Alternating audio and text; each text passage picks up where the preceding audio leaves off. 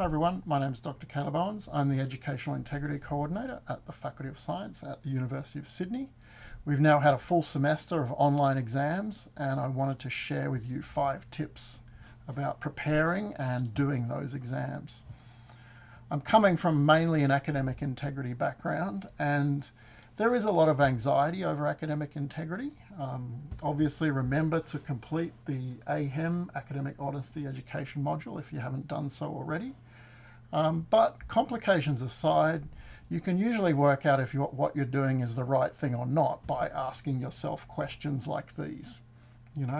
By not telling the marker how I did this exam, am I misleading them? Would the marker like to know how you did the exam? Okay, that kind of covers almost everything I'm going to discuss. And if you think of a scenario that I haven't discussed specifically, you can probably work out whether it's the right thing to do or not based on your answers to these questions. Let's start. Tip number 1, always use your own words. If you encounter a submission type question in an exam or a text box to fill up, just because it's an open book exam doesn't mean you can then copy and paste stuff from wherever. You should always write any exam answers in your own words. Why? Why do you have to do this? It's an open book exam. Well, think carefully. The exam is assessing your understanding. What kind of understanding are you showing if you're depending on another source to explain things for you? Worse, and this is the reason why I have this robber dude here, your behavior is indistinguishable from those who are cheating. What you've done by copying and pasting answers or parts of answers is you've made yourself look exactly the same as someone who doesn't understand and someone who is cheating. It's particularly nasty if the place where you've copied and pasted responses from is so-called shared notes, private shared notes with only a few other people in the course. How are you going to explain to someone that you weren't cheating, that you understood, even though your answers match up with other people in the course? Now, tragically, having gone through a semester of this, I've interviewed many people, and the excuse for many of them is the reason my responses match other people in the course is because of these mysterious shared notes. And you've got to wonder, are they really a bank robber? Or are they someone who's been standing outside a bank wearing a mask and carrying a bag and wearing a striped shirt who looks exactly like a bank robber and is just in the wrong place at the wrong time? I often don't know. So make yourself distinguishable from someone who doesn't understand or who is cheating. Make yourself distinguishable by writing your exam responses in your own words. Go through that list of questions that I put up before to see whether what you're doing is legitimate, is beyond academic integrity issues. Is what I'm doing giving me an unfair advantage over other students? Yes! Because other students are wasting all this time typing up, whereas you're just copying and pasting. Am I willing to tell my teacher about this? Well, if you were, you would have put your answer in quotation marks. And if you do that, how does that feel? That they wanted you to answer this question that they wrote, but you're just giving them something somebody else wrote. So you're probably not wanting to tell your teacher that you just copied and pasted. By not telling the marker how you did the exam, are you misleading them? Yes, by pretending those are your words. If they don't see a quotation mark, if they don't see a citation, they are assuming it is all your work. It's just like an essay or a research report. If you don't put in those important citations, they will assume these are your words only. If you don't, you are therefore deceiving them. When you submit your own work and declare that it is your own individual work, are you telling the truth? No. If everyone did this, would the assessment or your degree lose any value? Imagine sitting on an aeroplane and not being quite sure that the pilot who is flying the plane, your young children sitting next to you, landing in Bangkok International Airport in heavy rain, the pilot who is flying the plane, you're not quite sure, did they actually get their pilot's license by virtue of their skill and understanding? Or did they copy and paste the answers from a website? Or did they have a study group and have friends with shared notes and they copied and pasted the answers from them? What confidence would you have in their level of understanding? So be very, very careful. In an online exam, if it's short answer, even if it's open book, make sure you write the responses in your own unique words. Tip 2, plan your study carefully. A lot of the integrity cases I've seen are people who assumed that an open book exam would be easy. They did not prepare for it. They didn't learn anything, as it were. What's cognitive offloading? Cognitive offloading has now been widely studied, and it's this effect we get where we don't remember any people's phone numbers anymore because they're all in our phone, and we lose our phone and we discover that we don't know any phone numbers anymore. We don't study things that we think are at hand. We don't master or learn things that we think we can look up. Avoid this cognitive offloading. At the end of the day, you're getting a degree and you need to understand things. And cognitive offloading is just saying, well, I never bothered understanding that stuff, but I know where the answer is. So avoid it. Use your neurons to encode things and actually learn what you're studying. I know it sounds weird to say that to a student. Actually learn what you're studying. But too many students see studying as hoarding. More on that in a moment. Study as hard as you would for a closed book exam. Because exams are still time limited, you're not going to have time to go through 40 hours of lectures or God knows how many tutorials and thousands of pages of notes. You need to be able to put your hands on things quickly. You need to be able to understand things quickly. You can perhaps be a little more relaxed because you know that, for example, all your anatomy type complex names there, you can look those up, but you can't be so relaxed that you're not going to bother to learn anything in the first place because you simply won't have time. Prioritize understanding those complex concepts, knowing that though the way things fit together and the mechanisms, those are going to be the things that you simply won't have time to learn in the final exam. Okay, so maybe some things you can offload a bit, but not as much as you think. Not until you start studying, you realize how it's the way things fit together that is more complex than lists of things. If you're not prepared, you're going to have an awful time in the exam. You'll be anxious, you'll be panicking. And if you are panicking, you'll be tempted to cheat. And that's where integrity comes in. That's where my interest comes in, because I interviewed a lot of people. And yes, the story always was, I wasn't prepared. That's when I started relying on the shared notes and all the other awful stuff that occurred during the exam. People who were prepared, they answered the questions as best they could. They finished the exam and they did something else.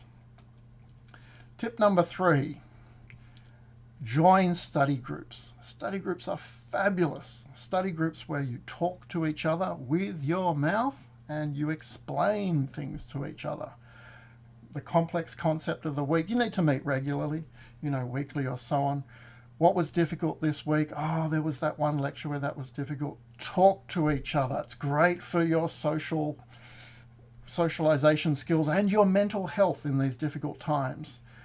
Jump on Zoom, jump on something where you can actually see each other and talk to each other and go for it regularly. It's fantastic. It's the best thing you could be doing right now for your study, for your understanding. You know what's great?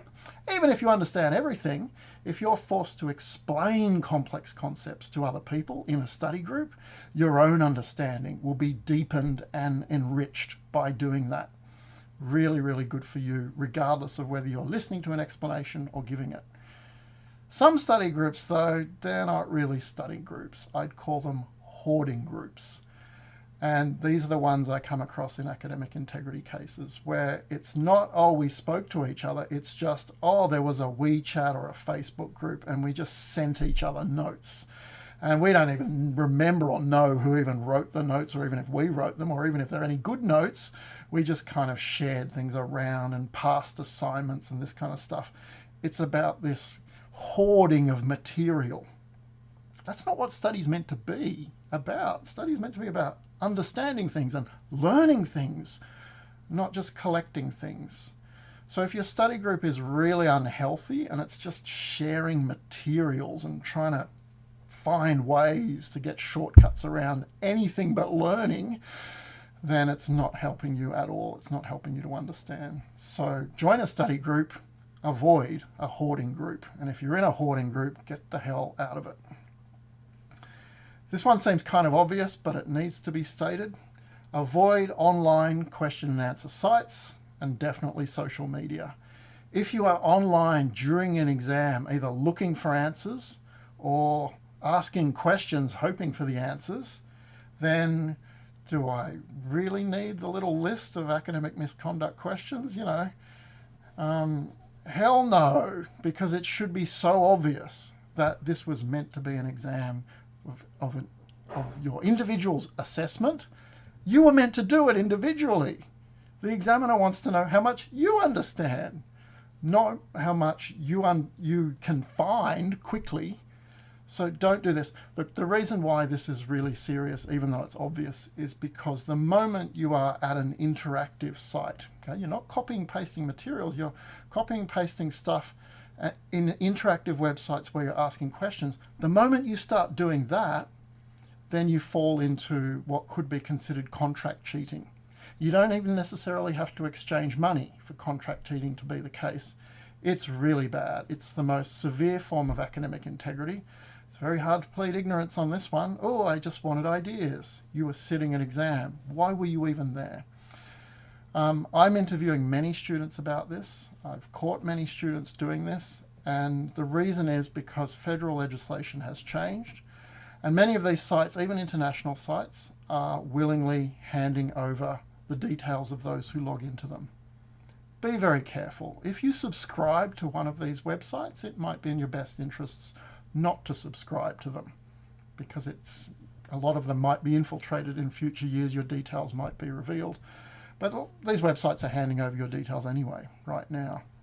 The other thing that's happening is that a lot of students are watching videos like this and understanding that academic integrity breaches are threatening their degree, and they're dobbing in friends. So we're getting screenshots of Facebook groups and WeChat groups. Sometimes we need to get our translator to help, but we're getting all these screenshots from really annoyed students in your course, possibly even in your friendship group, who are completely pissed off with what's going on, and they're dobbing you in. And if you're in that situation, dob your friends in, because your friends are just treating something that you're paying a lot of money for with contempt.